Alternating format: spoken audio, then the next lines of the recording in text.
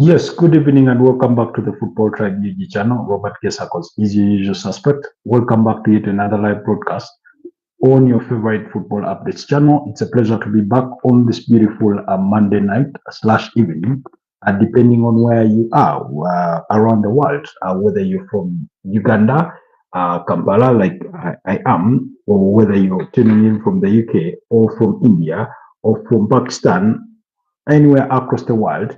Welcome back to the Football Tribe UG channel.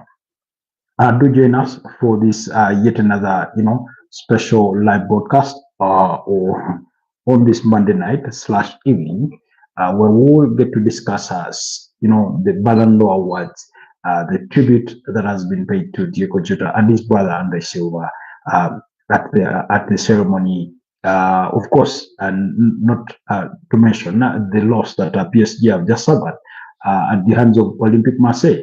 We'll talk about that in a bit, but as we speak, Napoli leading a goal to nil against actually they've scored an equalizer. They were leading a goal to nil against Pisa in the Italian Serie A. That goal scored by Bill Gilmore. And now Pisa have just scored an equalizer. So that equalizer coming as a penalty from Nzola, to restore parity in that game. So do join us as we get to digest all that and more. Who are the favorites to win the Ballon d'Or? Manager of the Year award has been given. The Gerd Muller award has been won. So we're going to be discussing that and more in tonight's broadcast. So that's what we will be digesting on the special evening in regards to football and everything in that line. Anyways, who is your favorite to win the Ballon d'Or? Who would you want to win it? Who would you love to see win it? For me, I've always argued, and I will keep saying this even as of this evening. I was making the same arguments that Ousmane Dembele should win it. Any other PSG player can win it. Akraf Hakimi, Nuno Mendes, they all deserve it. They just had a wonderful, season on the back of last season. Everything just fell in place for them by losing the final of the FIFA Club World Cup at the hands of Chelsea. That notwithstanding, for me, that's it.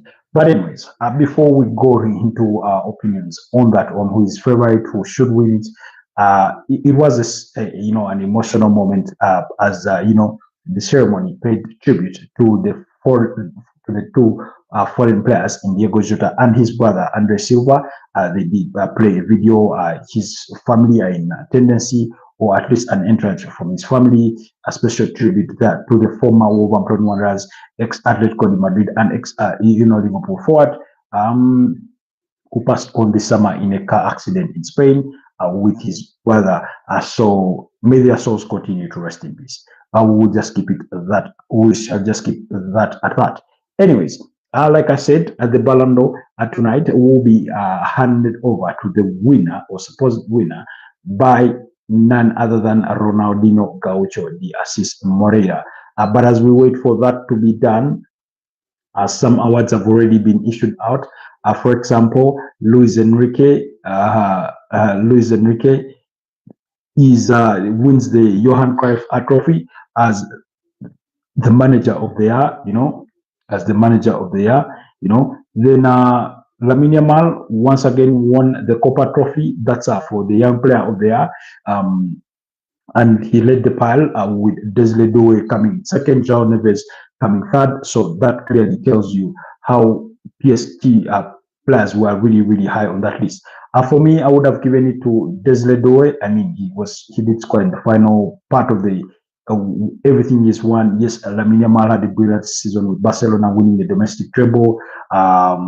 But I think I'll give it to Desile Doué. I mean, when you look back on that performance in the final of the UEFA Champions League for a 19-year-old at that stage, was just really, really incredible. Then in fourth place was Chelsea's William Estaval. At the time, he was with Palmeiras. Kenan Yildiz, that's the playmaker at Juventus. Very, very incredible talent to watch. Then You have Dean Howson, formerly at AFC Bournemouth, now the Real Madrid defender, coming sixth, while Pau Kubasi from Barcelona came seventh. Then Rodrigo Mora came eighth. Ayobo Bowdy came ninth, but he was tied in ninth place with Arsenal's Maz Lewis Kelly. In that order, for the Young Player of the Year award or the Copa Trophy. Then, I mean, speaking of the Manager of the Year award, I mean, for me, well deserved to Luis Enrique. I do not think there's anybody that would have been more deserving than him. Goalkeeper of the Year, that one has gone to Gianluigi Donnarumma. I mean, pretty much expected. I thought he was the best goalkeeper around Europe last season. I mean, when you go ahead and win the domestic league, you go ahead and win the UEFA Champions League. I mean, what more could we ask of you? And that accolade was handed to him by the legendary Gigi Buffon. You know. So, anyways, some of the PSG players in attendance include Desiree Doué, Ousmane Dembele. I've seen, of course, you know, Gianluigi Donnarumma picked his own award. Then, you know, Arsenal's Victor Gyökeres has won the Gerd Müller Award. You know, Arsenal's you know, Victor Gyökeres has won the Gerd Müller Award as the European top scorer. You know, so he's won that award. Very congratulations to him. Beautiful accolade there. He did really deserve it for his performances from last campaign. When you look at the last calendar year, all the goals he managed to score, I think as many as 52, 54 goals in 52 games, or thereabout, whatever the numbers are, the particulars of the numbers are. But he had an incredible, you know, yeah. Then Arsenal women, these ones, you remember they beat up against Barcelona, I think in Lisbon, to win the Women's UEFA Champions League. They won it by goal to nil. So they have been voted as the Women Club of the Year. So once again, Arsenal well represented in that regard. So congratulations to Arsenal. I mean, there's so many awards on the night. While the overall award is the Ballon d'Or, but the ceremony itself, being the 69th ceremony, on this day of 22nd September in Paris, in France, does come with each multiple accolades. You know, PSG is the main club of the year. I mean, again, once again, well deserved. Really, the president, that's Khalifa, has been around to go receive that accolade on behalf of his team. I mean, what a performance what a season they had. Really. You can hardly fault them when they go ahead and win the domestic treble, add on the UEFA Champions League to make a quadruple. Like I said, their only undoing, which you could critique them for, but again, not much in a sense, was maybe losing the final against Chelsea in the FIFA Club World Cup, the new expanded inaugural edition of the FIFA Club World Cup, as we saw it over the summer, over there in the USA, that included 32 teams from across the globe in that new expansive tournament that will be played every once in 4 years. So, you know, but PSG have been voted as the men's team of the year. Then Hannah Hampton is the women's Yashin Trophy, won the women's Yashin Trophy. Hannah Hampton is I think an England national team player with the Lionesses, as we know of them. They had an incredible, you know, Euros. I mean, then Sarina Wigman, that's the Lionesses national, the Lionesses coach, or the England women's national coach, won the Johan Cruyff Trophy for the women. That's you know, her winning, Serena Wigman, winning the accolade. Hi LFC, how are you? Good to have you back. I hope you've been okay. I hope you've been okay. Then the for the women inside, the Copa Trophy was won by Vicky. I think Vicky was competing with the likes of this is Vicky Lopez with the Spanish national team. I think he was competing with the likes of Ajemang, that Arsenal, you know, youngster. that we also saw constantly feature at the Euros as a substitute for the Lionesses. So that has been, awarded as well. It's a this. Remember, this is a live event, so we're trying to pick up on some of those updates as they go on. As they go on. There, but we'll wait. We'll wait. So let's let's get to the gist. Can't say have to can't stay, have to go shower. Just here to say hello. Thank you so much, LFC. But before you sign out, who would you favor to win the Ballon d'Or before you go to take your bath? Allow me to give you a whole 5 minutes just for you to answer that question. Who would be your pick to win the Ballon d'Or as things stand? We all know who the favorites are. Lamine Yamal, Ousmane Dembele, uh, in the top two. Rafinha for me is right; he should be right up there with those guys. Had a very very incredible season. I mean, I'll mention players like Mohamed Salah. Was Salah, but I know it's gonna be Dembele.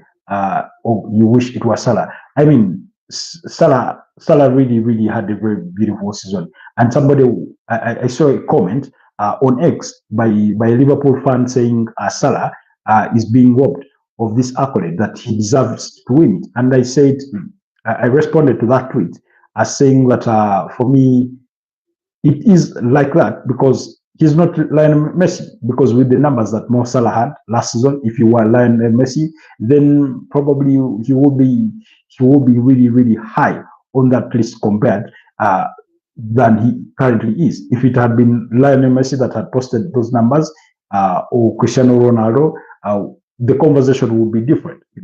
And yes, I know I myself inclusive, I would do make the argument when it comes to winning trophies. For me, I always want to back that kind of player who your individual contributions to a team must amount to something, and in that something, it must be trophies. It has to be trophies. And while I may disagree, the accolade being given to a player like Lamine Yamal, I wouldn't say he doesn't deserve it because when he went and helped Barcelona win the domestic treble, they won the Spanish La Liga, Copa, Super Copa Hispana, as well as the Copa de la Rey. So I would understand it in that sense. However, I think Ousmane Dembele, who is his key competitor, went a notch higher and won the UEFA Champions League amidst winning all the other domestic trophies. So that's for me should be the edge in regards to why he deserves to win this. The powerful words of Her Royal Highness Princess Chalene's speech at the Socrates Award. Anyways, let's wait for that. But I do sort of agree with LFC. I mean, the system in itself is rigged. The system in itself is rigged against some of these players because we know for a fact that, like I said, if those numbers had not been for Mo Salah and they had been for Lionel Messi, the conversation would be different. I seem to go back in history when Lionel Messi was winning some of these accolades, including that one in 2010, when we know Wesley Sneijder had a brilliant season with Inter Milan. When Iniesta had a brilliant season with both Barcelona and Spain. And so, you see the way in the World Cup here, the Ballon d'Or is oftentimes won by a player from a team that wins the World Cup. Of course, there have been some unique instances or occasions. So, for example, you go back to 2010, and the winner being Lionel Messi was in the Argentina national team that did not, I think, even make it to the semifinals. You go back to 2018, and the winner of the accolade was, I think, Luka Modric. So, and yet he only made it to the finals and never won the final itself. France lifting, lifting the World Cup that year. So really, when you think of it in that sense, you must say that sometimes, but it was one well deserved. So in 2024, the accolade was won by Lodri. He is the reigning champion. However, he is the first reigning champion not to be nominated in the subsequent, competition as or running for the same accolade. Then in 2023, it was Lionel Messi helped Argentina win the World Cup. 2022, Karim Benzema had a very, very wonderful season. They won the Spanish La Liga. They won the UEFA Champions League under Antonio Conte at Real Madrid and everything in that line. 2021 was Lionel Messi. I think that is one of those that I sort of did agree with again for Lionel Messi with PSG. Yes, they won everything domestic, but the UEFA Champions League, they had been knocked out. I think at around the semi-finals, thereabout. 2020, it was never awarded. We remember that predominantly being the COVID-19 season. Then 2019, Lionel Messi, 2018, Luka Modric, Cristiano Ronaldo 2017 and 2016. Then you go back to 2015, Lionel Messi, then 2014, 2015. That was Cristiano Ronaldo winning it back to back. Then between 2009 and 2012, for 4 consecutive years, it was Lionel Messi winning it. Now, particularly for me, I did disagree with that accolade. That was 2011, because the way it's looked at, it's from, let's say, September to September. So if you're looking at September 2010 to September 2011, that's where I disagree, because I think that's around the period when you went on to score the most goals in a calendar year.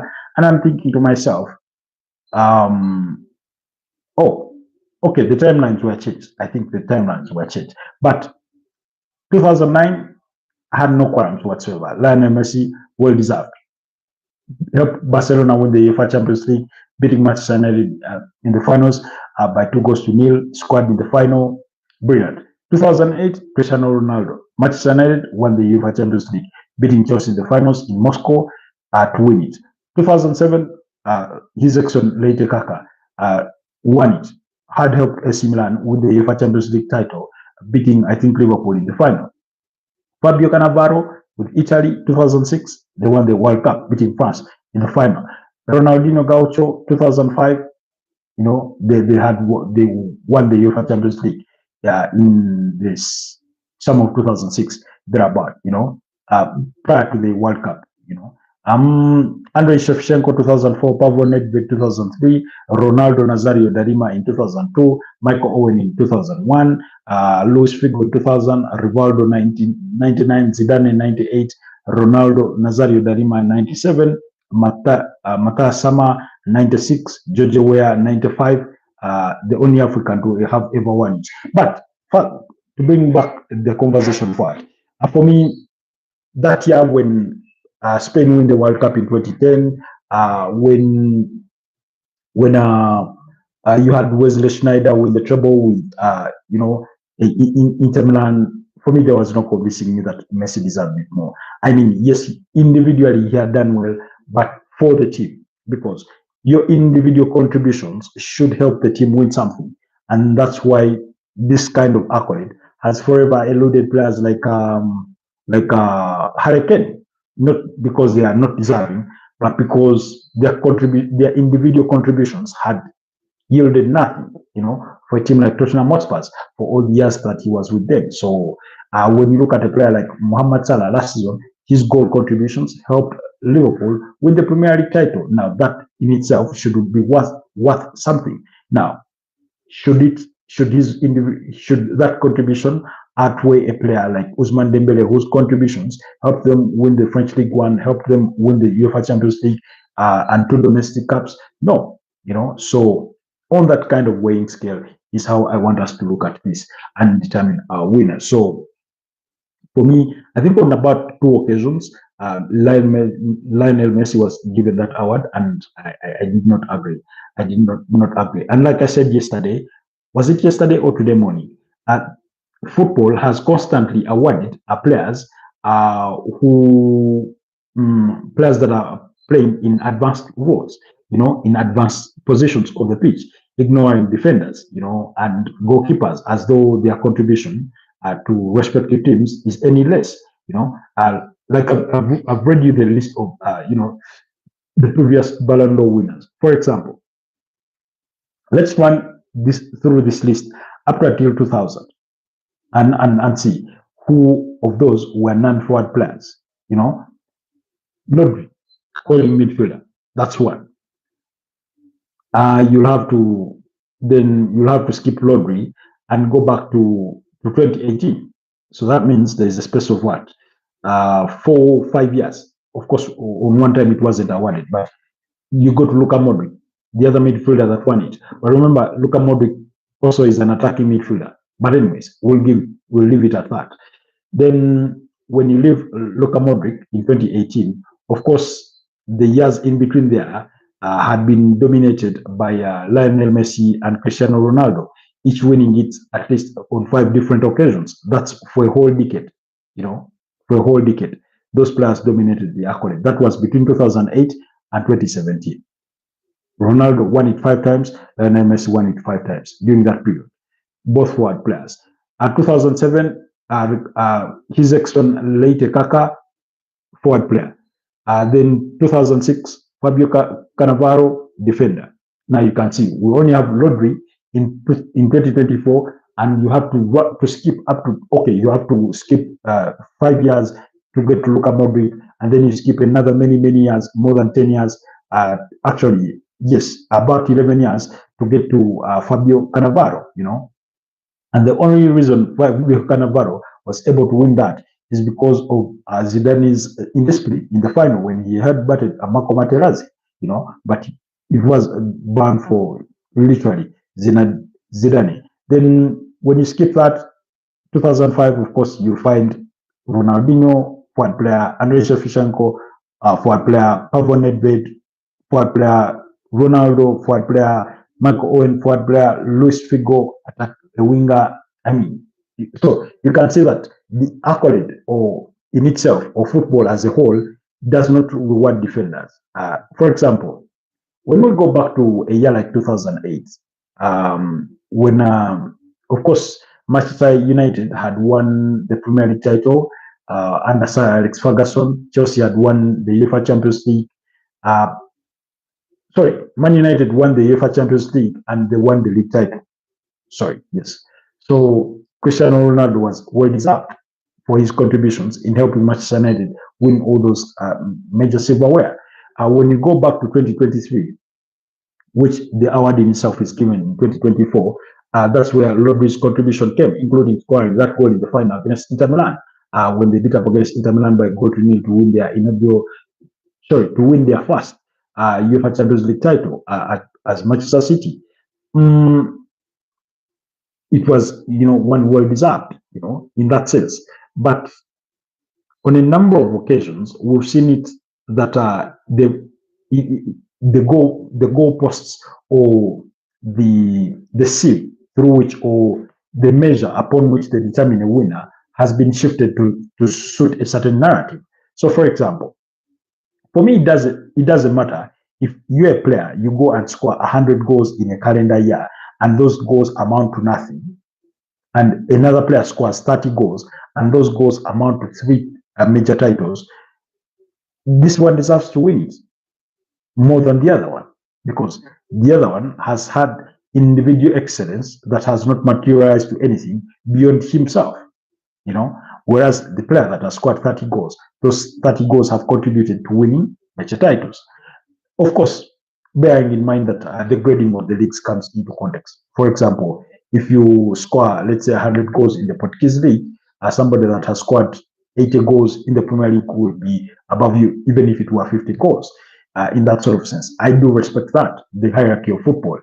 But if we are all playing in the UEFA Champions League, let's say, for example, if we go back a year or two behind, and let's say Victor Gyökeres has scored many goals, and Sporting Lisbon has won the domestic league, they won the UEFA Champions League. Why not? Why wouldn't he deserve it? Even if he had scored 20 goals and then somebody you had scored 30 goals in the Premier League and they won the league title, So those those individual contributions must amount to something at the team level, because that's the accusation we've had of Harry Kane, that all his contributions were reduced to individuality because they never helped Tottenham win anything, any piece of silverware. I mean, it's been after he left that then they got to win the UEFA Europa League. Very, very unfortunate for him. Remember, they came close in 2019. You remember 2019, they reached the finals of the UEFA Champions League and lost out to Liverpool. Still 2019, coming off the back of a 2018 season, the accolade went to Lionel Messi. And I was there thinking to myself, I think Barcelona had won the league title. Real Madrid had won the UEFA Champions League. No, sorry, Liverpool had won the UEFA Champions League. And that's, again, the other time where we discussed Mo Salah featuring prominently. And suddenly it slipped away, Of course, I've seen scribes that think that the accolade in itself, or the awarders of the accolade itself, are biased towards certain players, and by certain players they tend to mean players from the African continent. Now, I do not want to read into much of that, but some of the evidence that is being presented by the people that make that kind of argument is hard to wish away or to argue against, because when you go back to 2019 and you're thinking to yourself, it's been awarded to Lionel Messi, and how about Mo Salah? They had won the UEFA Champions League. Of course, they fell short when it came to winning the Premier League title. I think 2018, 2019, that's when they finished with what? Was it just a point behind Manchester City? Or is that the season? I need to confirm that. I need to confirm on that, So let's see, 2019, 2018, 2019. We need to find out how that table looked like. Yes, Liverpool finished behind Manchester City with only a point behind. Now, that in itself, 97 points were title-winning points, but it never came to be that. It never came to be that. But it is what it is. We are still waiting for the eventual winner of this year's Ballon d'Or. Let's keep hoping that. But like I said, for me, the person that should be favorite to win it, beyond anybody else, should be none other than Ousmane Dembele. Of course, when you look at that PSG team, if they went and gave it to Vitinha, if they went it and gave it to Achraf Hakimi, Nuno Mendes, I mean, what a season they've had. Nuno Mendes winning the UEFA Nations League with Portugal, winning 4 major titles with PSG, reaching the finals of the FIFA Club World Cup, and all that. So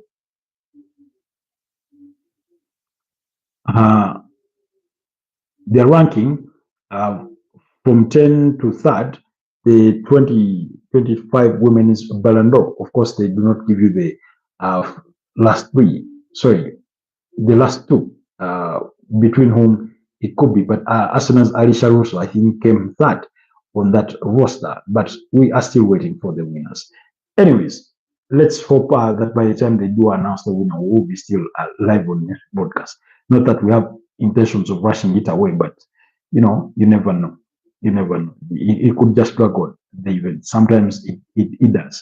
So, like I said, PSG did lose tonight by a goal to nil against Olympique Marseille. Naif Agad scored the only goal that turned out to be the match winner on the day. That goal came early in the game. Of course, the Olympique Marseille manager, that's Roberto Di Zerbi, was given a red card on the touchline for his reaction, for the referee making when he expressed his disagreement with some of the decisions that the referee was making.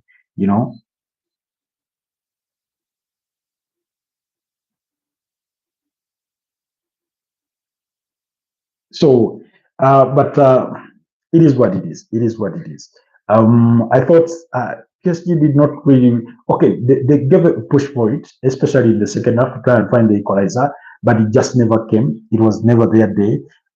Olympic Marseille themselves had a goal cancelled out for an offside that had doubled their lead, but it was a bit of a test game. It was a bit of a tense one. Luis Enrique still on the touchline with his strapped in that sort of handbag uh, for whatever injury he suffered on his shoulder or arm. He was on the touchline, but that starting 11 that did not have that had it had William Pacho, it has Ilya Zabanya as the centre backs, then Marquinhos on one side, and then I think Nuno Mendes on the other side. Then the midfield had Fabian Ruiz, Vitinha, and Warren Zaire Emery. Then up front you had Goncalo Ramos, you had Kivicha Kvaratskhelia, and who. Uh, the name is slipping out of my head. The name is slipping out of my head. Let me find it. Uh, Meanwhile, Napoli are leading by 3 goals to 2 against Pisa in that game in the Italian Serie A on Monday Night Football. So beautiful things happening in that one. Yes, the other was Akraf Hakim. Yes, he's the one that got started in that advanced role. that's Luis Enrique for you. I think I'm with that kind of team. The likes of Seni Mayuru